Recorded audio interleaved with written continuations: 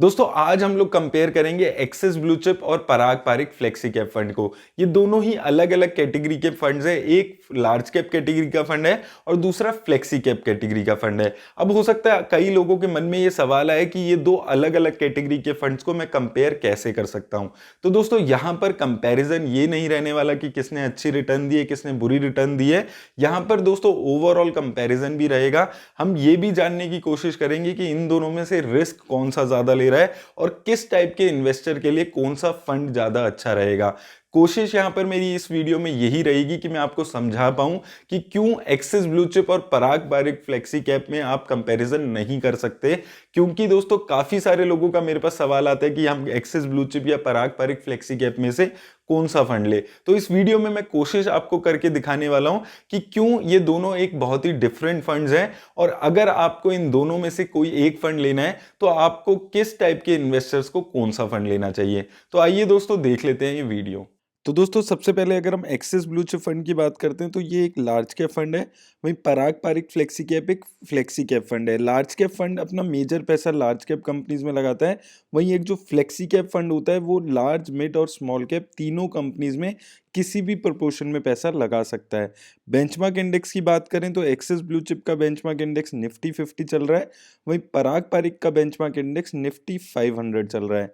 अब दोस्तों अगर हम इनकी लॉन्च डेट की बात करते हैं तो एक्सिस ब्लू चिप जनवरी 2013 में लॉन्च हुआ था। वहीं पराग पारिक फ्लेक्सी कैप मई 2013 में लॉन्च हुआ था। तो यहाँ पर एक बात देखने की है कि एक पराग पारिक कंपैरेटिवली एक नया फंड है।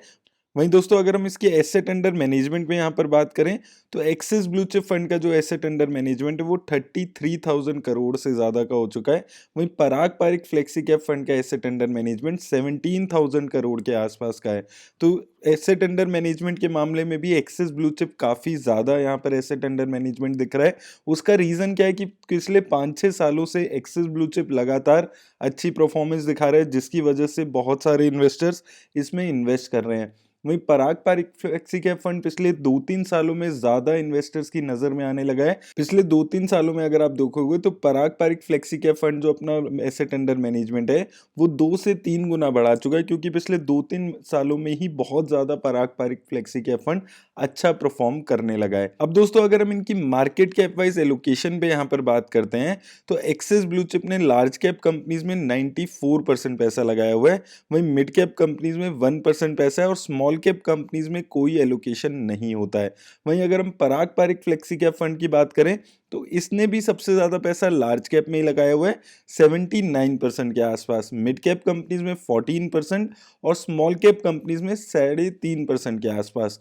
तो दोस्तों अगर हम इनकी एसेट एलोकेशन देखते हैं मार्केट कैप वाइज तो एक चीज यहां पर आपको समझनी पड़ेगी कि एक्सिस ब्लू चिप मेजरली अपना पैसा सिर्फ लार्ज कैप कंपनीज में ही लगा रहा है। वहीं Parag Parikh flexi cap fund risk ज्यादा ले रहा है और वो मिड कैप और स्मॉल कैप में भी काफी पैसा लगा रहा है। मिड कैप में 14% और स्मॉल कैप में 3% के आसपास। तो पराग पारिक में अगर आप इन्वेस्ट करते हैं तो आपका रिस्क ज्यादा हो जाता है in comparison to Axis blue chip, क्योंकि जितनी छोटी कंपनी में ज्यादा पैसा कोई फंड लगाएगा उतना ही ज्यादा रिस्क आपके पोर्टफोलियो में भी आ जाएगा। वहीं दोस्तों अगर हम इनकी एक्सपेंस रेशो पे अगर बात करें तो एक्सिस ब्लू चिप की एक्सपेंस रेशो 0.47% है और पराग पारिक फ्लेक्सी कैप की एक्सपेंस रेशो 0.83% है। तो पराग पारिक की एक्सपेंस रेशो कंपैरेटिवली ज्यादा है अगर हम एक्सिस ब्लू चिप से यहाँ पर इसको कंपेयर करते हैं। अब आइए दोस्तों इन दोनों फंड्स की रिस्क रेशो से हम समझने की कोशिश करते हैं कि किस फंड की इन्वेस्टमेंट स्ट्रेटेजी क्या रहती है।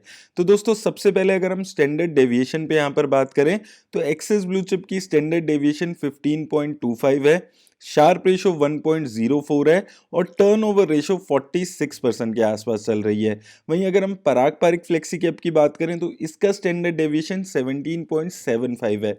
दोस्तों स्टैंडर्ड डेविएशन किसी भी फंड का ये बताता है कि एक फंड कितना ज्यादा वॉलेटाइल है रिटर्न देने के मामले में, और जितना ज्यादा स्टैंडर्ड डेविएशन होता है उतनी ज्यादा वॉलेटिलिटी किसी भी फंड में दिखाता है। और यहाँ पर पराग पारिक का स्टैंडर्ड डेविएशन ज्यादा है क्योंकि ये रिस्क ज्यादा ले रहा है, ये mid cap small cap companies में ज्यादा पैसा लगा रहा है, तो वहां पर इसमें ज्यादा आपको वॉलेटिलिटी देखने को मिल रही है in comparison to Axis blue chip. Axis blue chip large cap companies में मेजर पैसा लगा रहा है, तो वहां पर इसलिए वॉलेटिलिटी ज्यादा नहीं है, स्टेबिलिटी ज्यादा आपको एक्सिस ब्लू चिप में यहाँ पर दिख रही है। शार्प रेशो की बात करें तो शार्प रेशो पराग पारिक फ्लेक्सी कैप का बेटर दिख रहा है। पराग पारिक का शार्प रेशो 1.35 है, वहीं एक्सिस ब्लू चिप का 1.04 है। शार्प रेशो दोस्तों ये बताता है कि एक फंड कितनी बेटर रिस्क एडजस्टेड रिटर्न दे पा रहा है। तो पराग पारिक यहाँ पर ज्यादा रिस्क ले रहा है और वो ज्यादा रिस्क लेने की वजह से ज्यादा रिटर्न भी वो वहां पर जनरेट कर पा रहा है, इसलिए शार्प रेशो इसका बेटर दिख रहा है। टर्नओवर रेशो दोस्तों किसी भी फंड का ये दिखाता है कि एक फंड अपने पोर्टफोलियो में कितना बाय और सेल कर रहा है सिक्योरिटीज को, और एक कम टर्नओवर रेशो ये दिखाता है कि एक फंड कितना ज्यादा बाय एंड होल्ड की स्ट्रेटेजी को अपना रहा है और लॉन्ग टर्म के लिए कंपनी में अपने पोर्टफोलियो में कंपनीज को ऐड कर रहा है। तो टर्नओवर रेशो वैसे तो इन दोनों ही फंड्स की अच्छी है, एक्सिस ब्लू चिप की 46%, वहीं पराग पारिक की 27%, लेकिन अगर आप इन दोनों को कंपेयर करते हैं तो पराग पारिक की टर्नओवर रेशो और भी ज्यादा अच्छी लग रही है। यानी कि पराग पारिक किसी कंपनी को पोर्टफोलियो में ऐड कर रहा है तो उसे बहुत लंबे टाइम के लिए अपने पोर्टफोलियो में यहां पर रखने की कोशिश करता है। अब दोस्तों अगर हम इन दोनों फंड्स की सेक्टर वाइज एलोकेशन पे यहां पर बात करें तो एक्सिस ब्लू चिप के सेक्टर्स अगर देखते हैं तो financial, technology, service, health care और कंस्ट्रक्शन सेक्टर यहां पर दिख रहा है। तो दोस्तों ये एक लार्ज कैप फंड है और लार्ज कैप में अगर आपको पता है टोटल 100 कंपनीज ही होती हैं और फाइनेंशियल और टेक्नोलॉजी सेक्टर का बहुत ज्यादा इंफ्लुएंस रहता है इन लार्ज कैप कंपनीज में। तो वही इसके सेक्टर एलोकेशन पे भी देखने को मिल रहा है, फाइनेंशियल में 38%, टेक्नोलॉजी में 17% के आसपास, वहीं सर्विस, हेल्थ केयर और कंस्ट्रक्शन सेक्टर में भी अच्छा खासा एलोकेशन यहां पर दिख रहा है। तो सेक्टर वाइज अगर आप देखोगे काफी concentrated portfolio axis blue chip का दिख रहा है। पराग पारिक फ्लेक्सी कैप की वहीं बात करें तो इसने सबसे ज्यादा पैसा टेक्नोलॉजी सेक्टर में लगाया हुआ है 34% के आसपास, फाइनेंशियल सेक्टर में 24%, सर्विस, ऑटोमोबाइल और एफएमसीजी में भी इसने 9-7% के आसपास यहां पर पैसा लगाया हुआ है। और कंसंट्रेशन की अगर हम टॉप 5 सेक्टर में बात करते हैं तो यहां पर 83% पैसा इसने इन टॉप 5 सेक्टर्स में लगाया हुआ है और 50% से ज्यादा पैसा इसने भी टेक्नोलॉजी और फाइनेंशियल कंपनीज में मिलाकर लगाया हुआ है। तो ये दोनों ही फंड्स यहाँ पर कंसंट्रेटेड पोर्टफोलियो बनाकर चल रहे हैं अगर हम यहाँ पर इसकी सेक्टर एलोकेशन पे बात करते हैं। वहीं दोस्तों अगर हम इनकी टॉप 10 कंपनीज पे यहाँ पर बात करें तो सबसे पहले अगर हम एक्सिस ब्लू चिप की यहाँ पर बात करते हैं तो इसने सबसे ज्यादा पैसा बजाज फाइनेंस में लगाया हुआ है 9% के आसपास, उसके बाद इन्फोसिस में भी 9% के आसपास पैसा है, then ICICI bank, HDFC bank, Avenue Supermart जैसी कंपनीज में 8% के आसपास ही पैसा दिख रहा है। TCS, Reliance, Kotak Mahindra bank, HDFC और अल्ट्राटेक सीमेंट जैसी कंपनीज में भी यहाँ पर काफी अच्छा एलोकेशन है और टॉप 10 कंपनीज में 65% पैसा है। तो इसकी टॉप 10 में अगर आप कंपनीज देखेंगे तो मेजरली सारी ही लार्ज कैप कंपनीज हैं, large cap growth oriented companies में ये सारा पैसा लगा रहा है। यहाँ पर ज्यादातर कंपनीज ग्रोथ ओरिएंटेड कंपनीज ही दिख रही हैं, वैल्यू ओरिएंटेड कंपनीज पे यहाँ पर फोकस कम रहता है एक्सिस ब्लू चिप फंड का। और मैंने ये चीज देखी है कि एक्सिस म्यूचुअल फंड हाउस की भी आप जितने भी फंड्स देखेंगे वहां पर मेजर जो फोकस रहता है वो ग्रोथ ओरिएंटेड कंपनीज में ही रहता है, वही आपको इसके पोर्टफोलियो में देखने को मिल रहा है। और टॉप 10 का पोर्टफोलियो देखते हैं तो ये भी काफी कंसंट्रेटेड पोर्टफोलियो हो जाता है कि 65% पैसा सिर्फ 10 कंपनीज में यहां पर लगा हुआ है। वहीं दोस्तों अगर हम पराग पारिक फ्लेक्सी कैप फंड की बात करते हैं तो इस फंड में एक सबसे बड़ी यूनिकनेस है कि ये इंडियन कंपनीज के साथ साथ फॉरेन कंपनीज में भी पैसा इन्वेस्ट करता है। तो अगर हम इसकी टॉप 10 कंपनीज पे बात करते हैं तो सबसे ज्यादा पैसा इसने अल्फाबेट इंक, क्लास ए यानी कि गूगल में लगाया हुआ है 9% के आसपास, बजाज होल्डिंग्स में 8.41%, माइक्रोसॉफ्ट में 7.81%, वहीं आईटीसी में 7.41% और अमेजॉन में 7.25%। तो आप देखेंगे टॉप 5 में से 3 कंपनीज यूएस की कंपनीज हैं, बहुत बड़ी बड़ी कंपनीज हैं। उसके अलावा Indian Energy Exchange, Facebook, Hero MotoCorp, ICICI bank और एक्सिस बैंक में इसने अपना मेजर पैसा लगाया हुआ है। और अगर हम यहाँ पर भी टॉप 10 कंपनीज में कंसंट्रेशन देखते हैं तो 66% पैसा इसने टॉप 10 कंपनीज में लगाया हुआ है। तो अगर हम कंसंट्रेशन के मामले में बात करते हैं तो लगभग इन दोनों का सेम है कि ये दोनों ही फंड्स मेजर पैसा अपना टॉप 10 कंपनीज में लगाकर चल रहे हैं। लेकिन दोस्तों Parag Parikh flexi cap fund major पैसा अपना वैल्यू ओरिएंटेड कंपनीज में लगा रहा है। आप देखेंगे ITC, Indian Energy Exchange, Hero MotoCorp, ICICI bank, ये वो कंपनीज हैं जिनका प्राइस मार्केट में इतना अच्छा अभी नहीं था। ये वैल्यू ओरिएंटेड कंपनीज हैं, इनमें से कुछ कंपनीज ऐसी हैं जो काफी टाइम से अच्छी रिटर्न्स नहीं दे रही हैं, लेकिन मार्केट में पूरी उम्मीद उम्मीद है कि एक लंबे टाइम में ये कंपनीज भी बहुत अच्छी रिटर्न देगी, जैसे कि ITC, hero MotoCorp, Bajaj holdings, इनसे उम्मीद की जा रही है कि आने वाले टाइम में एक अच्छी रिटर्न्स ये यहाँ पर जनरेट करके देगी।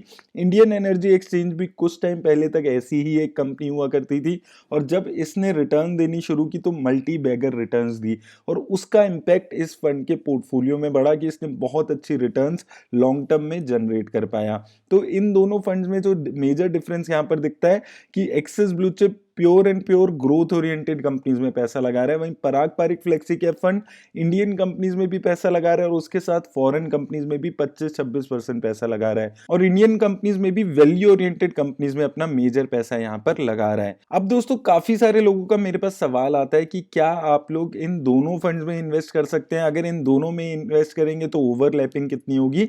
तो यहाँ पर अगर हम क्विकली इनकी ओवरलैपिंग देख लेते हैं तो axis blue chip total 33 companies में पैसा लगाता है, पराग पारिक 27 कंपनीज में। कॉमन शेयर्स इन दोनों में सिर्फ 4 हैं। तो उन लोगों के सवाल का जवाब उनको मिल गया होगा जो इन दोनों में पैसा लगाना चाहते हैं कि इन दोनों में पैसा लगाकर आपको ज्यादा ओवरलैपिंग नहीं मिल रही है।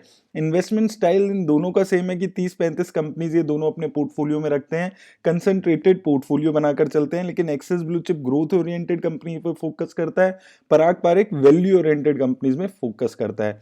अब दोस्तों अगर हम यहाँ पर इनकी रिटर्न्स पे पहले बात करें तो अगर आपने 10,000 रुपए से इन्वेस्ट किया होता तो 5 सालों में एक्सिस ब्लू चिप ने वो पैसा आपका 26,000 के आसपास बना दिया है, वहीं पराग पारिक फ्लेक्सी कैप ने 29,000 बनाया है।